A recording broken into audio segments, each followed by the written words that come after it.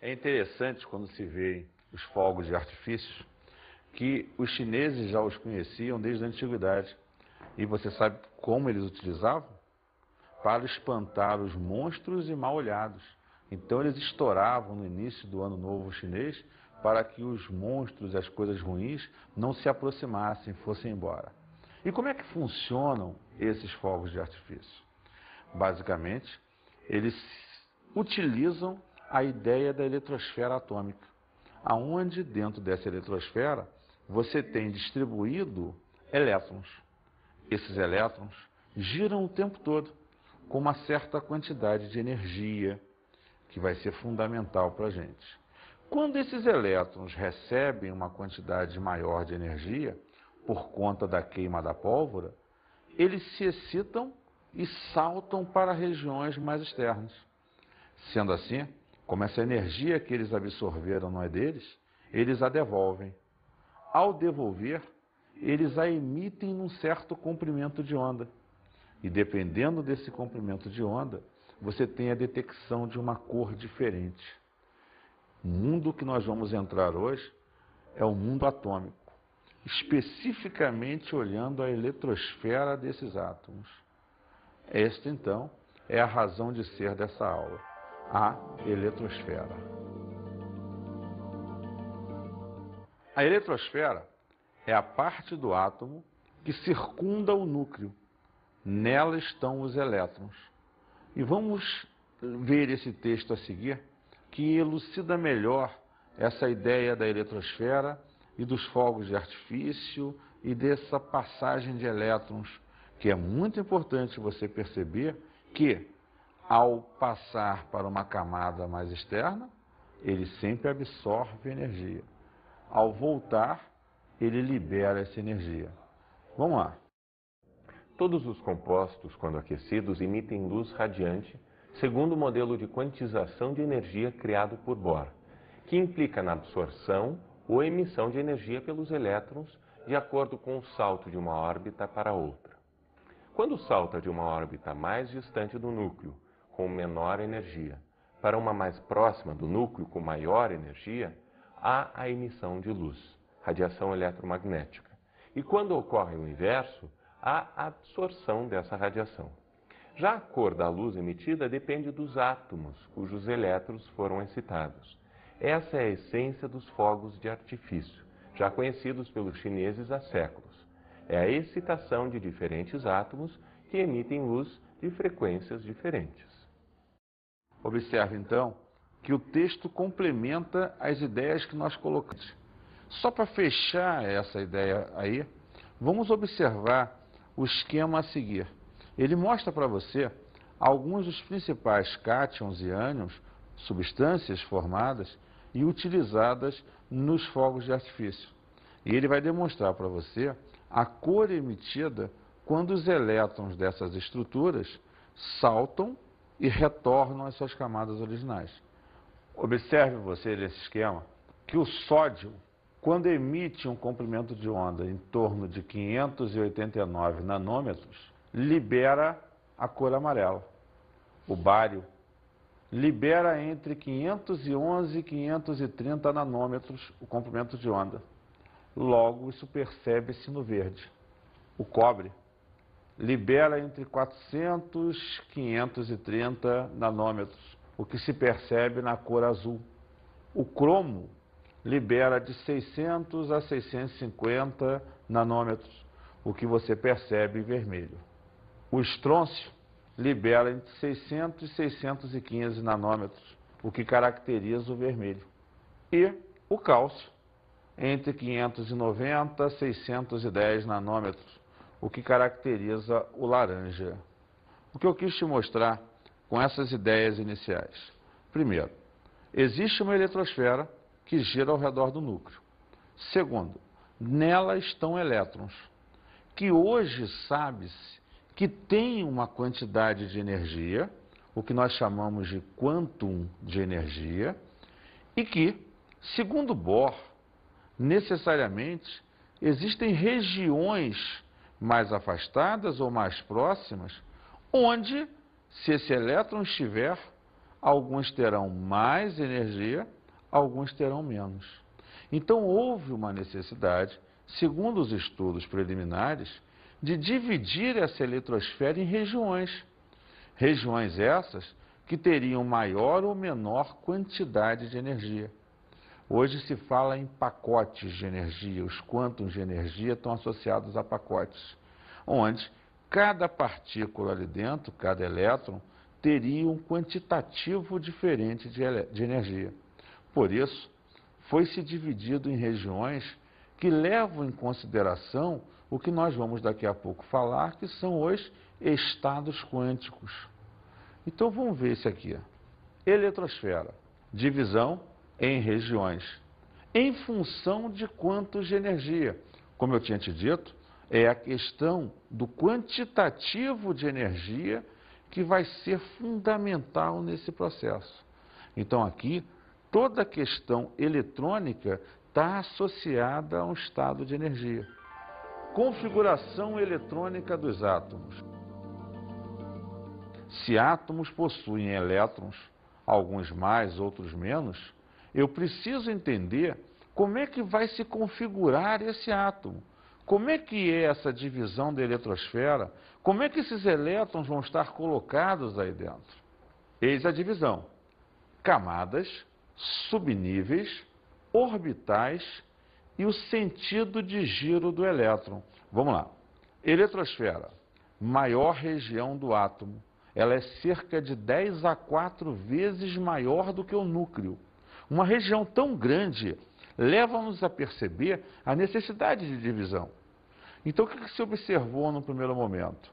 Uma divisão mais ampla de regiões maiores, chamadas de camadas. Então, camadas são as divisões iniciais que a eletrosfera tem. Só que essas camadas não posicionavam muito bem onde os elétrons estavam. Foi então permitido fazer uma segunda divisão, os subníveis. Os subníveis são regiões menores, divisões das camadas, onde se precisa um pouco mais aonde estariam esses elétrons. Só que mesmo assim, essa é uma região muito grande ainda. Foi necessário dividi-la em pedaços menores, chamados de orbitais. Os orbitais determinam a região mais provável de se encontrar o elétron dentro da eletrosfera. Se ele está em algum lugar, é dentro dos orbitais, que mais para frente vamos caracterizar por alguns quadradinhos, apenas para efeito de demonstrar posições relativas dos elétrons. Só que mesmo assim, alguns cientistas perceberam que cada orbital desse podia ter no máximo 2 elétrons. Só que veja só, elétrons têm cargas negativas. Se elétrons têm cargas negativas, e dentro de uma região pequena, eles girassem no mesmo sentido, tenderiam a se aproximar, o que causaria uma repulsão muito grande. Como a questão dos orbitais é a convivência, percebeu-se, através de alguns cientistas, que os elétrons ali dentro teriam que girar em sentidos contrários, para que pudessem se manter dentro desse orbital. Então, 4 informações ou regiões foram tiradas no saber. A eletrosfera, então, foi dividida em camadas, subdividida em subníveis, redividida em orbitais, e dentro desses orbitais tem-se que perceber em que sentido giram os elétrons. Só que esse conjunto de informações precisava ser codificado. E você vai perceber ao longo da nossa aula a codificação que foi criada. Números quânticos ou estados de energia. Como eu te falei agora, enlaçando o que a gente veio desenvolvendo, elétrons têm energia, alguns mais, outros menos, dependendo da região onde estejam. O átomo foi dividido em regiões, e eu preciso então associar essas ideias. Cada região vai determinar um quantitativo de energia, o que a gente vai gerar chamando de estados quânticos. Como podemos observar, os números quânticos vão representar justamente as 4 informações ditas antes. Eu vou ter um número quântico que vai representar o nível, eu vou ter um número quântico que vai representar o subnível, eu vou ter um número quântico para representar o orbital e um último número quântico para determinar o spin. O spin, do inglês to spin, significa girar. É a informação que determina o sentido em que os elétrons giram. Estado quântico, número quântico. Como foi dito, é a associação de um número que passará a representar a informação energética do elétron, o chamado estado quântico do mesmo. Estado quântico, nível. Ele é representado pelo número quântico principal, letrinha N caracterizando esse valor. Estado quântico, subnível. Ele será representado por um número quântico secundário ou azimutal, letrinha L minúscula. Estado quântico orbital vai ser representado pelo número quântico magnético, M, alguns autores usam ML, associando ao subnível. Estado quântico spin, sentido de giro do elétron, número quântico de spin, mesma palavra, representado pela letrinha S, alguns autores usam o M com Szinho. Indiferente isso, formas representativas, dependendo da região. Camadas de energia. Essa é a primeira divisão da eletrosfera. É aquela no qual você terá todos os elétrons, com certeza, distribuídos ao longo das hoje conhecidas 7 camadas eletrônicas. Existem hoje uma divisão de 7 regiões onde os elétrons estarão distribuídos, num primeiro momento. Camadas K, L, M, N, O, P e Q. Como camadas são regiões, elas têm um tamanho. Esse tamanho, maior ou menor, vai caracterizar que elas tenham um maior número ou um menor número de elétrons. A camada K apresenta no máximo 2 elétrons. A camada L, no máximo 8. A camada M, no máximo 18. A camada N, 32, a O, 32, a P, 18 e a Q, 8. Sim, alguns autores mais antigos, e a ciência acreditava nisso, você tinha ali uma camada que tinha no máximo 2 elétrons nessa região.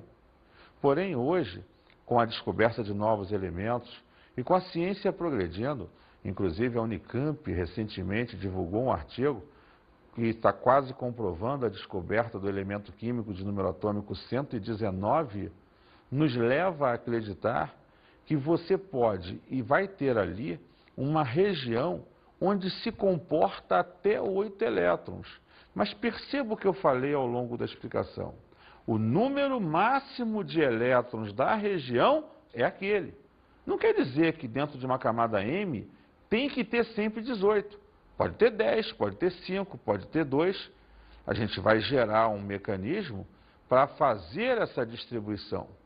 Por enquanto, eu estou definindo para você a região, o seu nome, representado por uma letra, e quantos elétrons eu poderia colocar lá dentro, no máximo. Se vai ter aquilo ou não, é uma questão que mais à frente vamos discutir. Número quântico principal, N. Ele indica as camadas. Então, esse é o número que lá naquele primeiro esquema eu associei a você que vai representar as camadas. Vamos ver esse esquema agora. Camada K é representada por N igual a 1. Camada L, N igual a 2. Camada M, N igual a 3. Camada N, N igual a 4. Camada O, N igual a 5. Camada P, N igual a 6. Camada Q, N igual a 7. Subníveis de energia.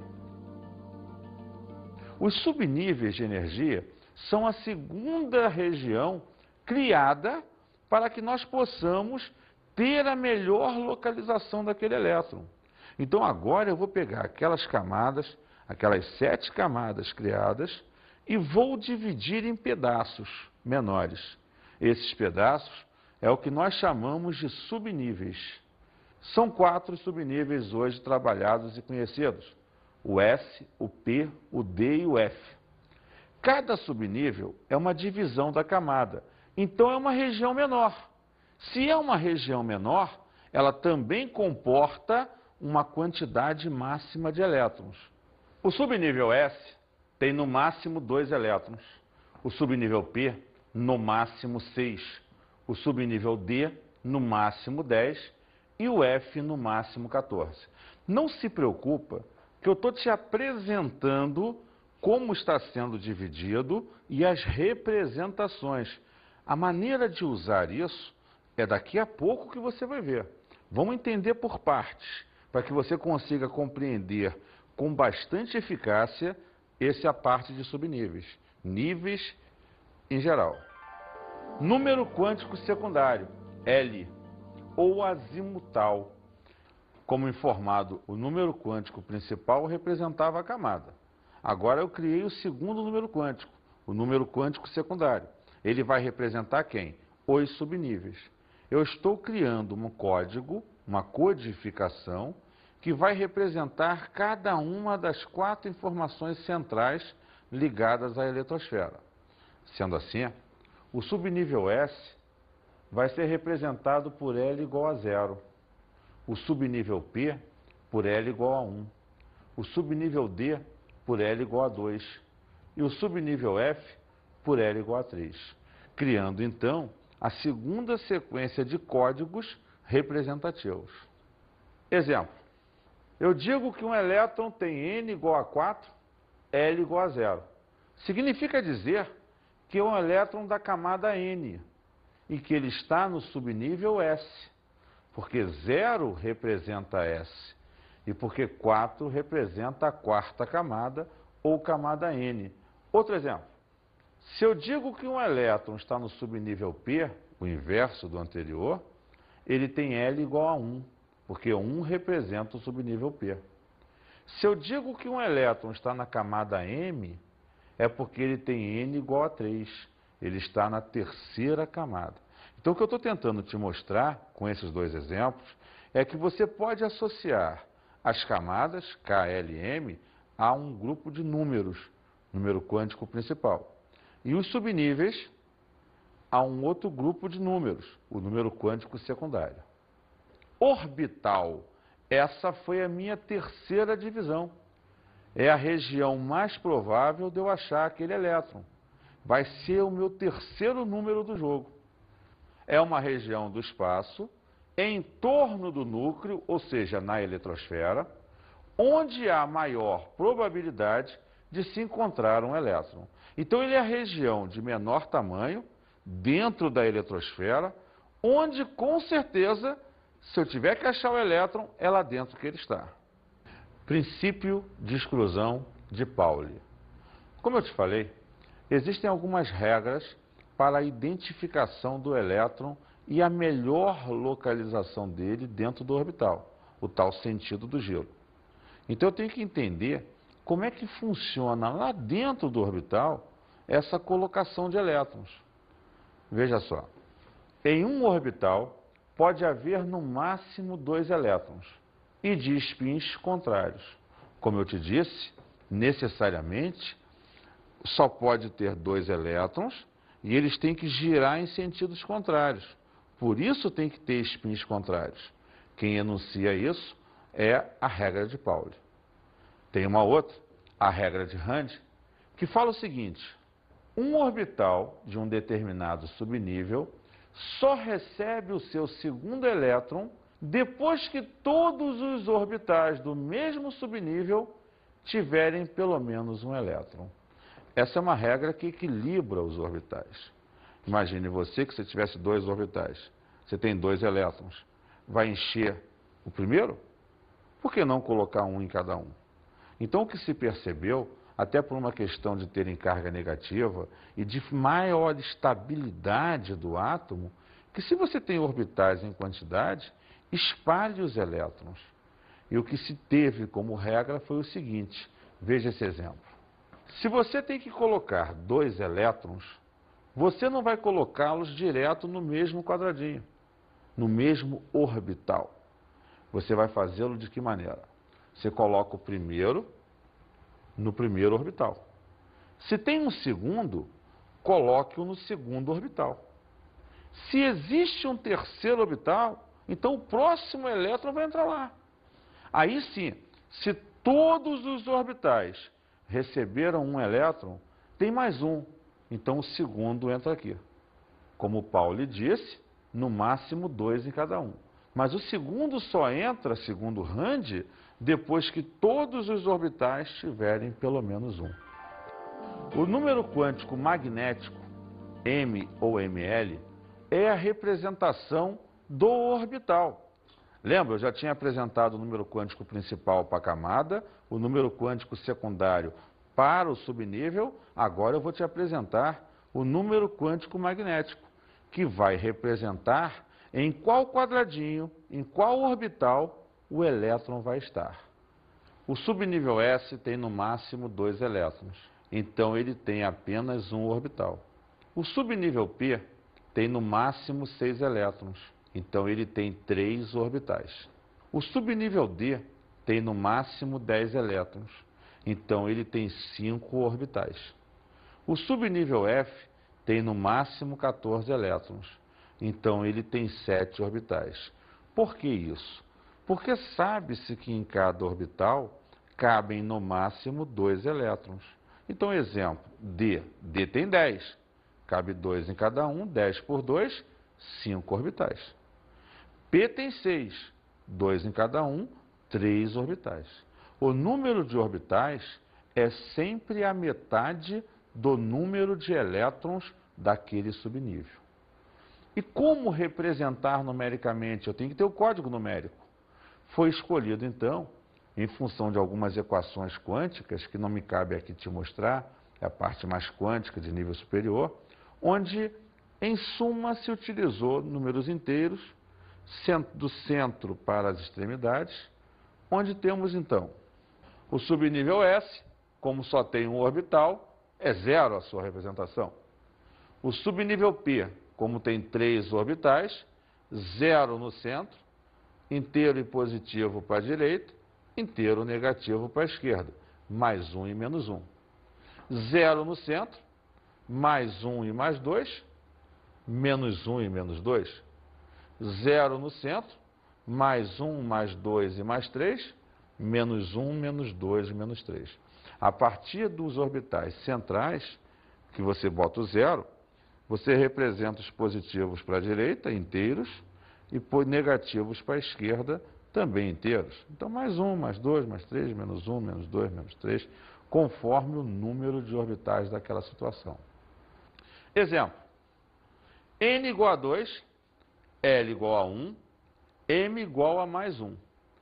Se N é igual a 2, o elétron está na segunda camada ou camada L. Se L é igual a 1, o elétron está no subnível P, porque P é igual a 1. Se M é mais 1, então no subnível P, no qual eu tenho 3 orbitais, ele vai estar no terceiro quadradinho, que é o mais 1. Vamos ver um outro exemplo. Se a camada é M, então N igual a 3.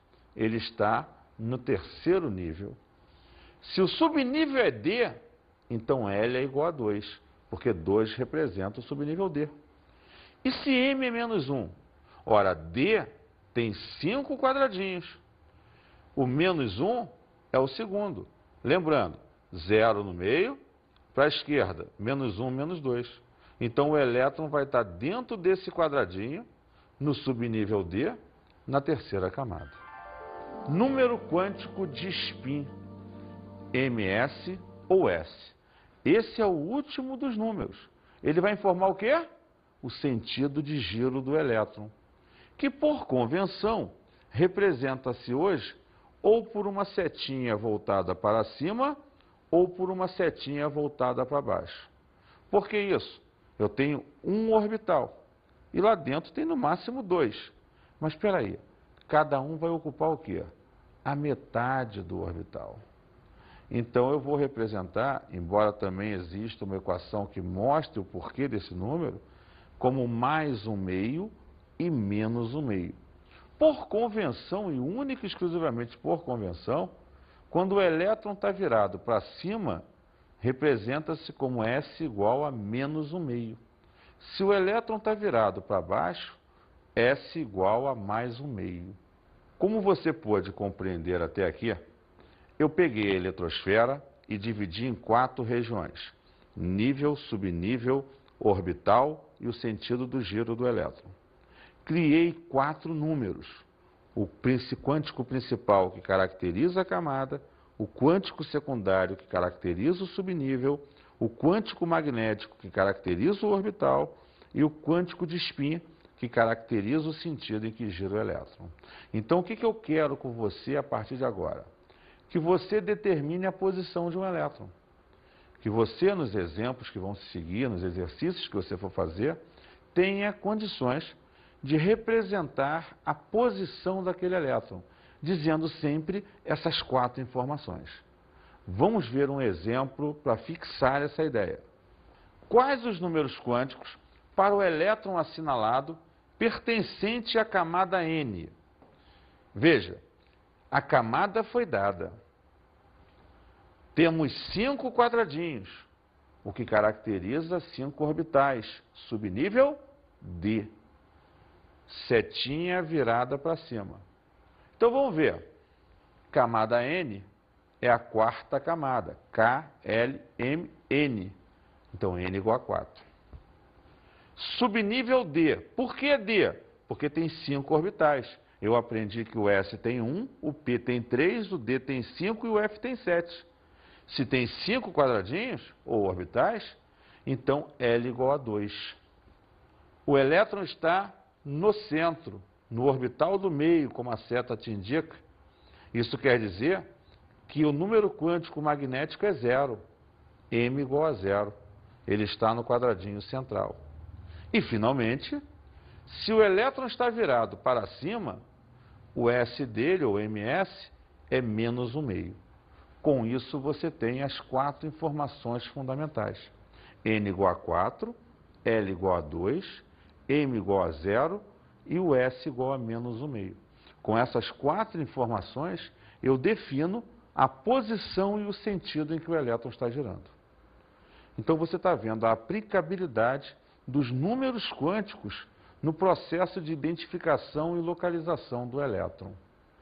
Resta-nos agora perceber um outro ponto importante: como distribuir os elétrons ao longo das camadas e subníveis. Um átomo de cálcio tem 20 elétrons. Quantos tem na primeira camada? Quantos tem na segunda?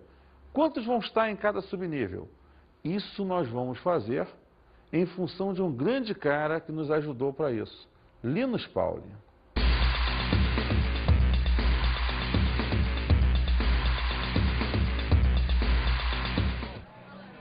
Você sabe me dizer o que significa isso aqui? Isso aqui? Isso aqui é os subníveis da camada de... O número atômico, você tem que dividir assim, ó. O S2, 2S2, 2P3, 3S2, 3P6, 3P4.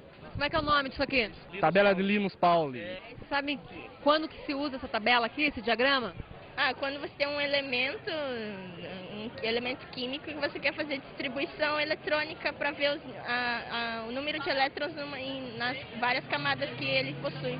Você sabe me dizer o que é isso aqui? São os subníveis de energia dos elétrons. Mas como é que é o nome desse diagrama? Diagrama de Pauling. Quem foi esse cara aí? Linus Pauling? Ele que fez o diagrama dos subníveis de energia. Era um cara importante? Sim, claro. E quando que se usa isso? Para distribuição eletrônica. Resolver questões de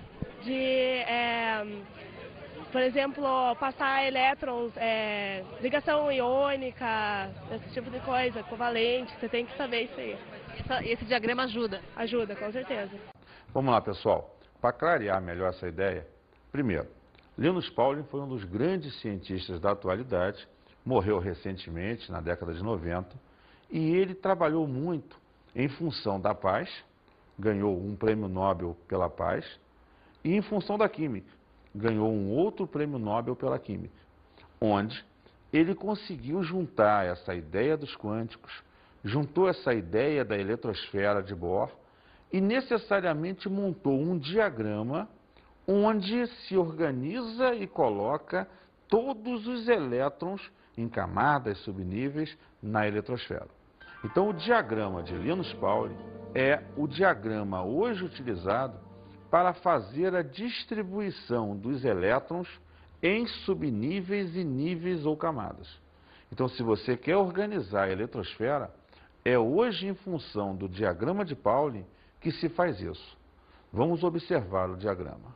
Observe que, na primeira linha, veja só, camada K ou nível 1, N igual a 1. Eu sei que a camada K tem 2 elétrons no máximo, então ela só precisa de um subnível S. A camada K, então, foi dividida apenas no subnível S.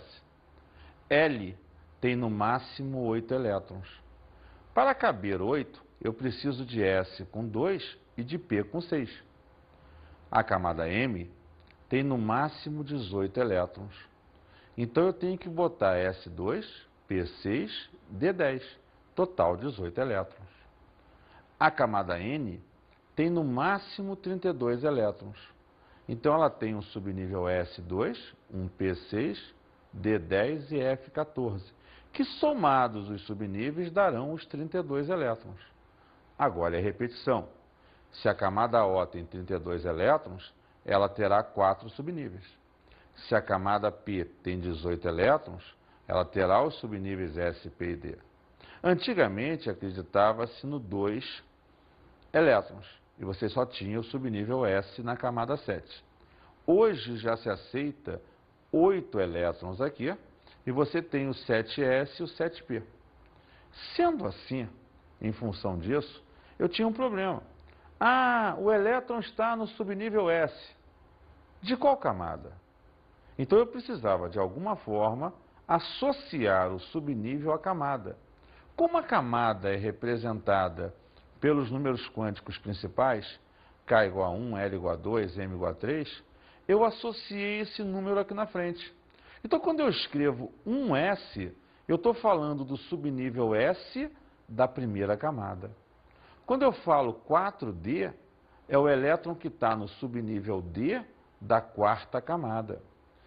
6S, o elétron que está no subnível S da sexta camada. Então, a organização do diagrama é uma divisão entre níveis, subníveis e formas de trabalhar com ele. O que eu preciso agora? Entender como distribuir os elétrons.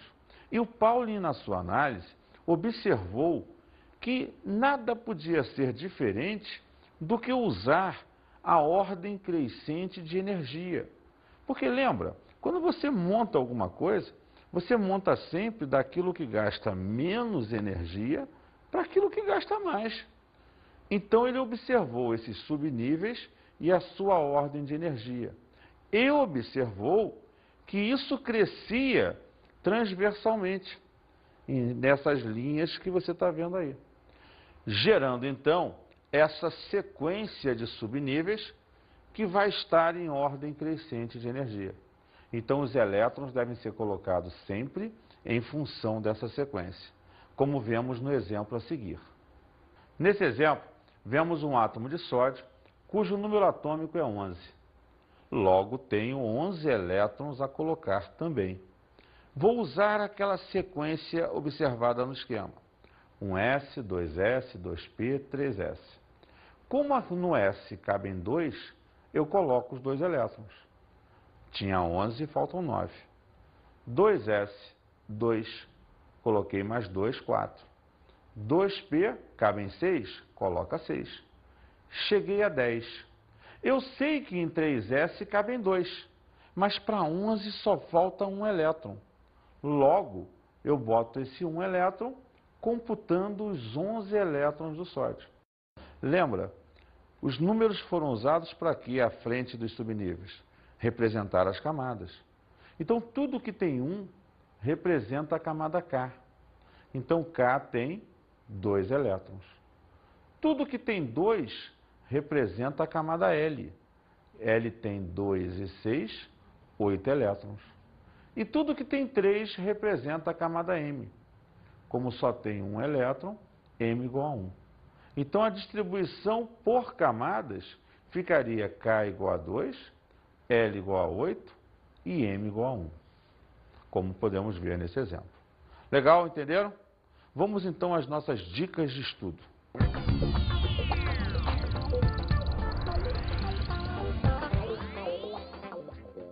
Preocupe-se fundamentalmente com a questão da distribuição eletrônica, seja ela por subníveis ou por camadas. O diagrama de Pauling é ponto crucial do estudo desse capítulo. A parte quântica é importante? Sempre é. Mas hoje está sendo menos cobrado a nível de concursos do que necessariamente a parte de distribuição eletrônica, que você vai aplicar nos próximos conteúdos a serem trabalhados. Um grande abraço e até a nossa próxima aula.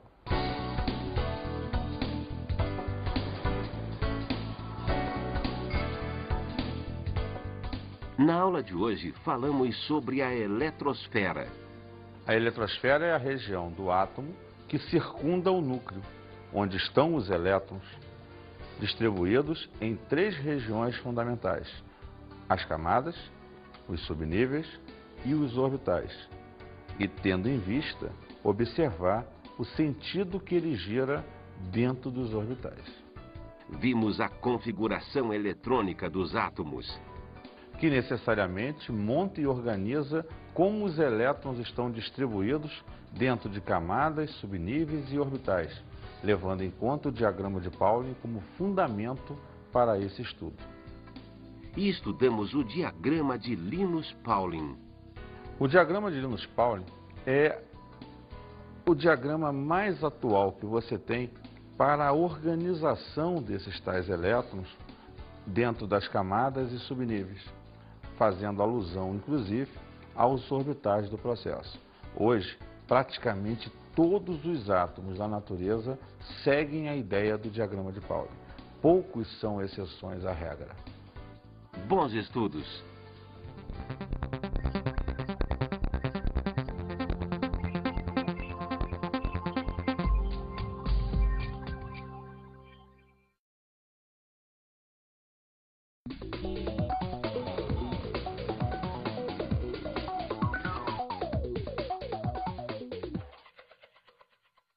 Colegas, enfatizem em sua aula a questão do diagrama de Pauling e treinem muito a questão da distribuição eletrônica em função dele, tanto a nível dos subníveis quanto das camadas.